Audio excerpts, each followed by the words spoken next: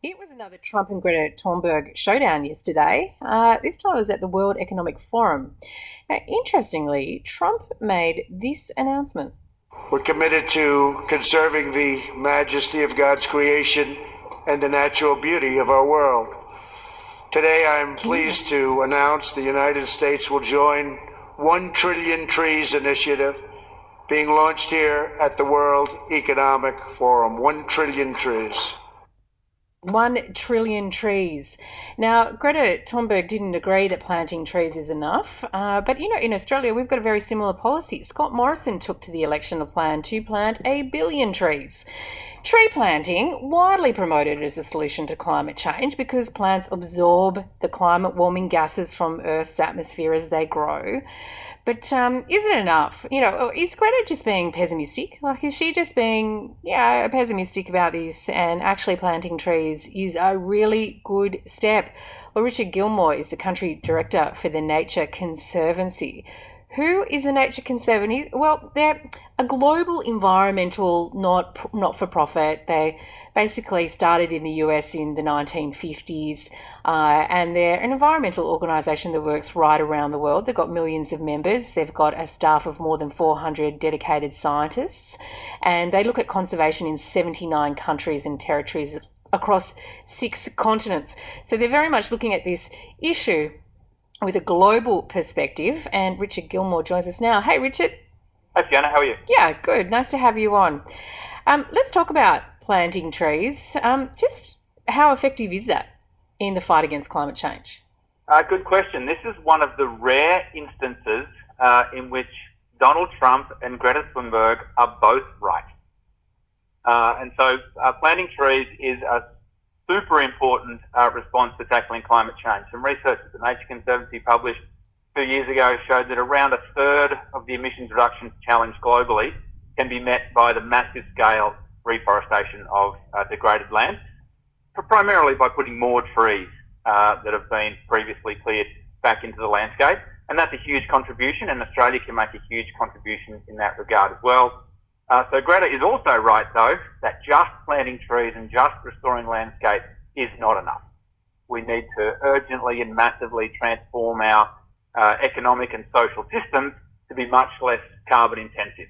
So yes, planting trees is a critical solution, and we strongly advocate for that, but also we need to do that global energy transformation as well. And if we did both?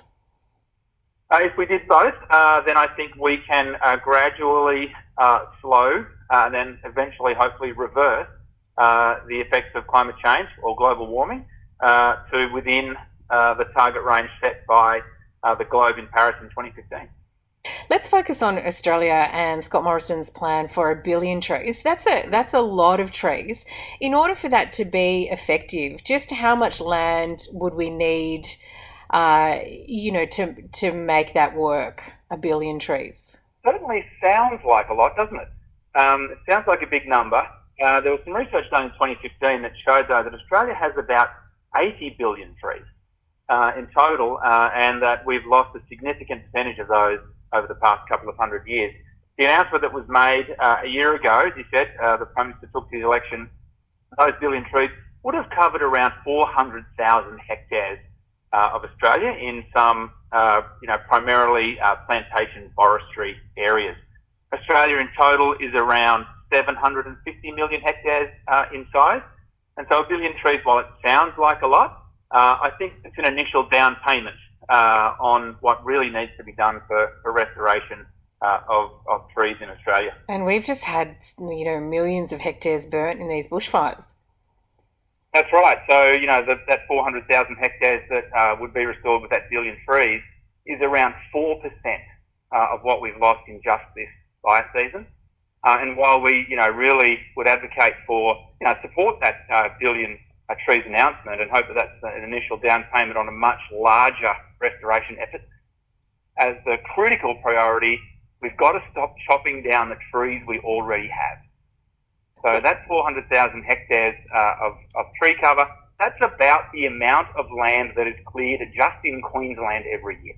Wow, okay. And so we really need to tackle that as well. Okay, so let's talk about that because we have a pretty extensive logging industry here on the Coffs and Mid-North Coast. A lot of people employed in that industry, and also a lot of people wanting to build timber homes and timber decks, and a need for timber.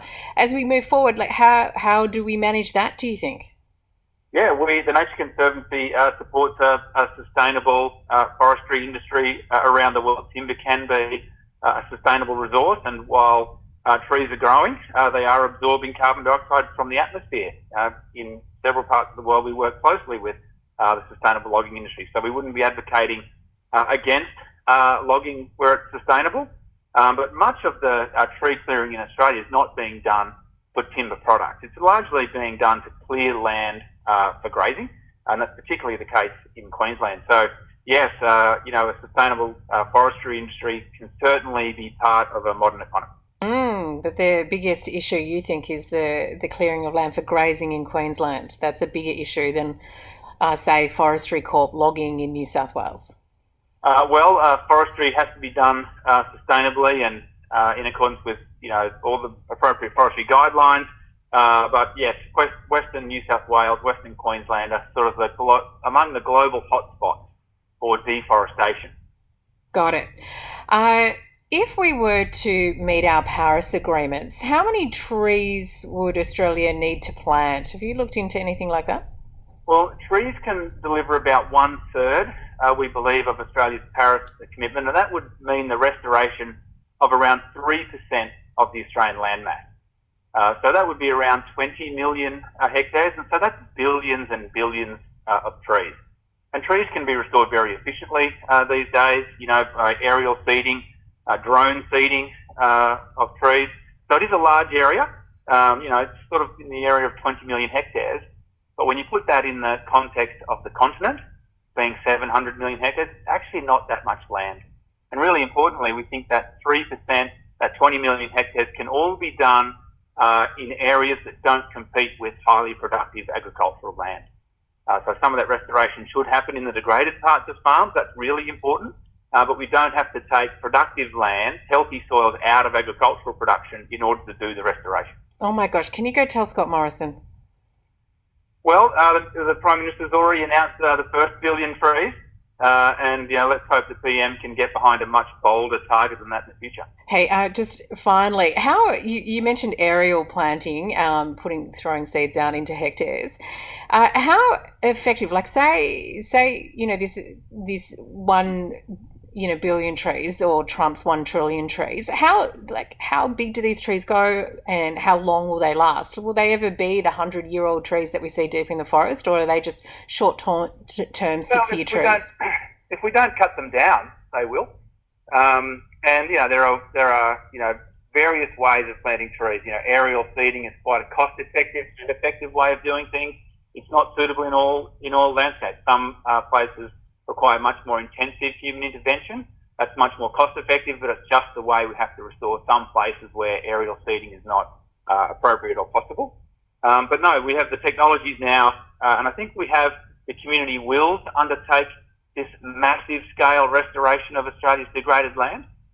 We just need the political will and the resources to get behind it. Great to get you on, Richard. Thanks so much. Thanks, Fiona. Richard Gilmore, he's the country director for the Nature Conservancy, and that's that grassroots organisation which began in the US in the 50s and has now grown to become one of the, a very wide-reaching environmental organisation.